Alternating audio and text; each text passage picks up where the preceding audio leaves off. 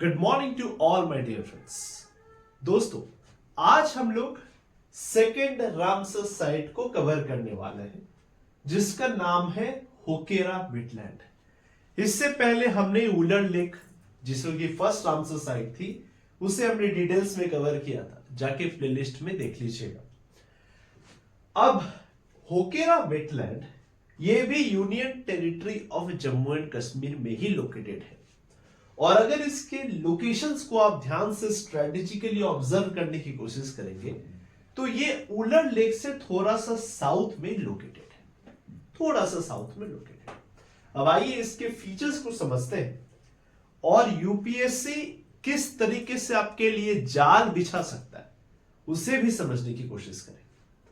सबसे पहली बात है, जो कि एक बेसिक इंफॉर्मेशन आपको पता होनी चाहिए, कि it is located in the Srinagar district. केवल 10 किलोमीटर श्रीनगर के नॉर्थ में ये लोकेटेड है। अब सेकेंड मोस्ट इंपॉर्टेंट फैक्ट, जो कि रामसर साइट को one of the most examination oriented topic बनाती है, वो ये है कि जिस तरीके से उलर लेक को झेलम नदी पानी सप्लाई करती है, उसी तरीके से होकेरा वेटलैंड को दूध गंगा रिवर सप्लाई करती है वाटर। सबसे इंपॉर्टेंट फैक्ट यहां पे यह है कि दूध Ganga river is a tributary of Jhelum river. अब यहां से यूपीएससी पीवाईक्यूज में प्रीवियस ईयर के क्वेश्चन में सिमिलर लाइंस पे आपके लिए कैसे आपको ट्रैप कर सकता है, उसका एग्जांपल मैं आपके लिए एक दिखाता हूं। मान लीजिए एक स्टेटमेंट दे दिया कि Hokera wetland is fed directly by the Jhelum river.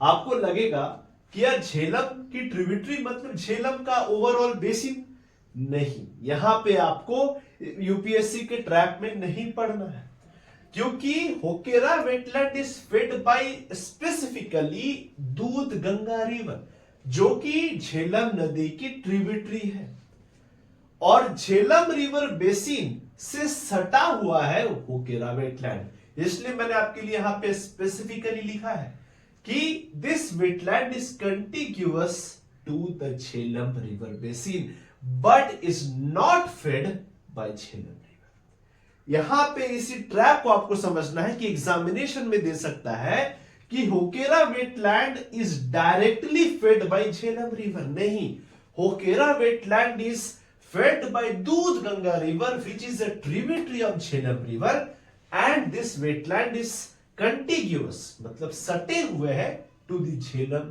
river basin. I hope the trap which can be set by UPSC from this portion is clear to you. अब आप इस टॉपिक से, इस सेक्शन से यूपीएससी के ट्रैप में नहीं पड़ेंगे। अब आ जाते हैं इसके कुछ इंपॉर्टेंट फीचर्स के बारे में। दोस्तों, इस वेटलैंड को क्वींस वेटलैंड के नाम से जाना जाता है। अब क्यों जाना जाता है इसके बारे में थोड़ा सा समझते हैं।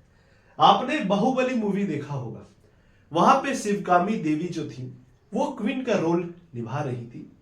तो क्वीन की जिम्मेदारी होती है कि उनके साम्राज्य में जो भी प्रजातंत्र है, जो भी लोग हैं, उनका पालन पोषण, उनका सिक्योरिटी, उनका देखभाल वो करे।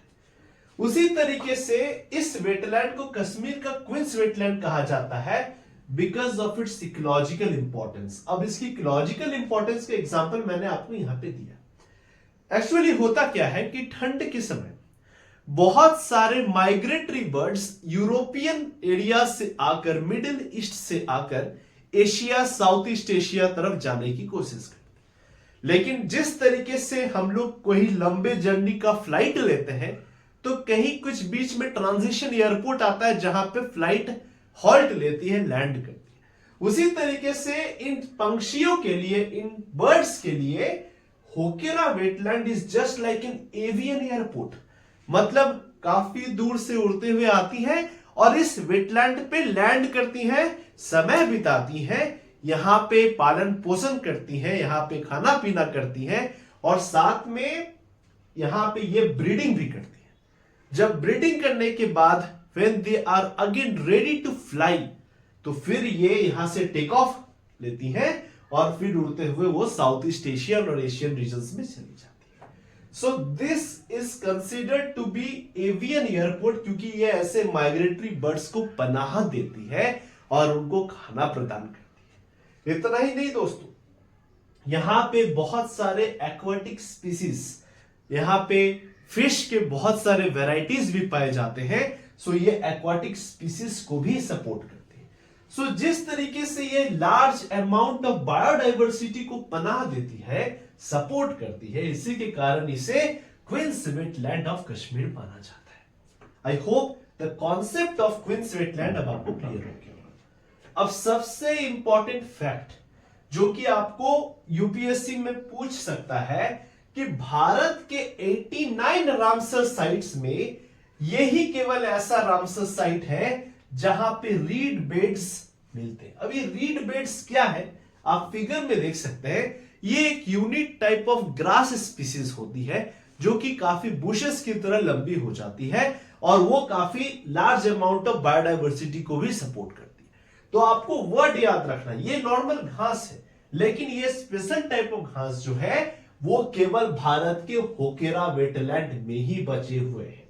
सो दिस इज अ फैक्ट, जहां से यूपीएससी क्वेश्चन बोल सकता है, एक स्टेटमेंट दे सकता है, फैक्चुअल इंफॉर्मेशन दे सकता है कि कौन सी ऐसी रामसर साइट है which is the only breeding, which is the only remains for read bed.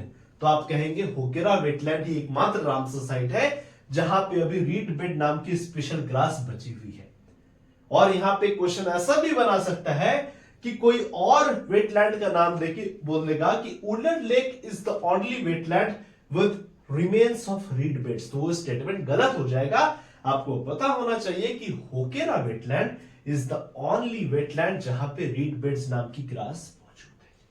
So I hope कि ये कॉन्सेप्चुअल वीडियो से आप यूपीएससी के द्वारा सेट किए जाने वाले ट्रैप को समझ चुके हैं और इसके कुछ स्पेशल फीचर्स को समझ चुके हैं।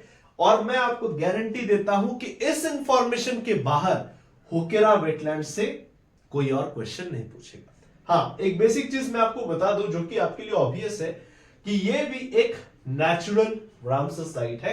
क्या है? नेचुरल रामसर साइट है एंड फ्रेश वाटर है, क्योंकि मैं आपको बार बार उसे रिपीट नहीं करूंगा, because it is fed by a river. So ये भी एक फ्रेश वाटर रामसर साइट।